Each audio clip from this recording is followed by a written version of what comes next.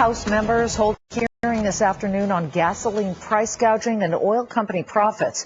U.S. gasoline prices have reached new highs, breaking records for the second week in a row. So some say it's price gouging at the pumps. Others say absolutely not. It's supply versus demand as the reason for these high prices we've seen. Which is it? Charlie Drevna is Executive Vice President of the National Petrochemicals and Refiners Association. He says it's a supply issue. He opposes price gouging legislation. Congresswoman Heather Wilson from New Mexico says consumers need to be protected from potential price gouging. She reintroduced the Federal Energy Price Protection Act. She is spearheading some of this legislation. Nice to have you both. Representative Wilson, I'll start with you. Is there gouging going on at the pumps right now, and how can you prove it?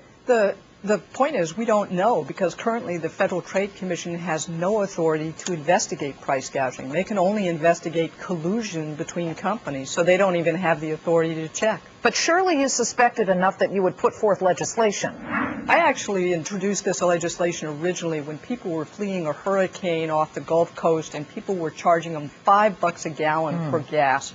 And I just thought that was unconscionable and that the Federal Trade Commission should have authority to investigate that kind of practice. Charlie, gas prices are hitting these record highs. Everyone's talking about refinery outages and certainly from the perspective of the oil companies, and we call them integrated oils because they own everything from soup to nuts. They extract the stuff, they bring it out, they process it, they put it out there. So what is the reason that you and I and everybody else are paying such high prices?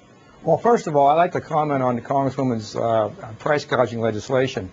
We believe, and it's our opinion, that the legislation is really a solution in search of a problem, and that if ultimately enacted, it will cause real problems in sending signals to the market, sending signals to refiners that we won't know whether we're allowed to ship a product, whether we should ship a product. Because we don't know if it's a retroactive kind of penalty or retroactive kind of reasoning behind the legislation. And then if we don't ship the product, we could be held accountable for not shipping. So this type of legislation is unfortunately, sending definitely, incompatible messages to refiners. There are basic, solid economic reasons for the situation we find ourselves in today. Now, unfortunately, we can emphasize with the driving public. I mean, like I said before, 85% of the American workforce uses their automobiles to get to and from work. The volatility in the marketplace is disconcerting. But again, every FTC investigation, as the Congresswoman suggested, they found no collusion. Well, without collusion, there can't be price gouging. Okay, so Representative Wilson, bring it back here for a moment. If you don't have the proof about price gouging, and it is just a lot of refineries down, although a lot of people are wondering why we're just at 89% versus 93 to 95%, which is the usual. That's a whole different story about what's going on with the refiners. Particularly because they own this process from soup to nuts, as you said. And, last year at this time, oil was at $75 a barrel. This year it's at $66 a barrel. And yet we're paying higher prices for gasoline because refineries are offline. I think that the Federal Trade Commission should have authority to look into this, just as 30 states do now. And I find this idea that somehow they won't ship product. You ship product to 30 states, Charlie, that already have price gouging laws. Why is it that you're afraid of the FTC having the authority? Charlie, let me bring in the letter that you just sent to the Senate committee who's hearing this, Chairman Daniel Inouye and Ranking for Ted Stevens. One of the quotes here: legislation aimed at prohibiting price gouging would, quote, chill the refining industry's ability to respond to supply disruptions and impose significant penalties for an ill-defined and nebulous infraction. I ask you, Charlie, how much colder can it get? The refinery industry is down for tiny problems, big problems. What is going on with the refiners that they can't get up to where they usually are at this time? A lot of people are suspect that we're heading into Memorial Day weekend, the driving season, and suddenly prices are way above $3 a gallon.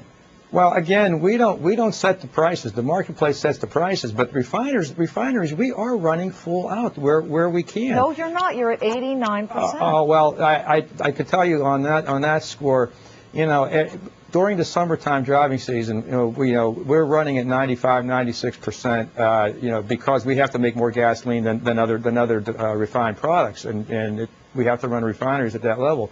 But I can tell Charlie, you, we you're had below to. your capacity for refining that you were at last year at this time. Why aren't you running at a higher percentage? Well, I think Congresswoman, that's a sort of a misnomer right now. We have added 200,000 barrels a day of increased capacity over the last year. So, whether it's the 92 to 93% at a lower capacity rate or 90% at a higher capacity rate, we are squeezing every gallon of diesel and gasoline out that we can.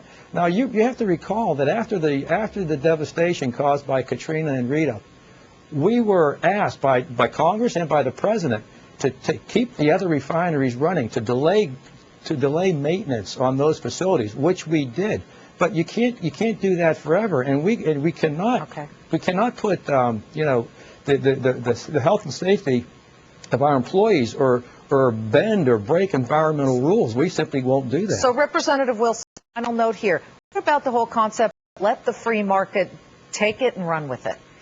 I'm a Republican who believes generally in free markets, but I also think that we need to have agencies with authority to investigate people who are not playing in a free market scale. And if you don't have the data because you don't have the authority to investigate, then how do you know there is a free market? Our thanks to Congresswoman Heather Wilson of New Mexico and Charlie Drevna, Executive VP of National Petrochemicals and Refiners Association. Great discussion. Thanks. And with gas prices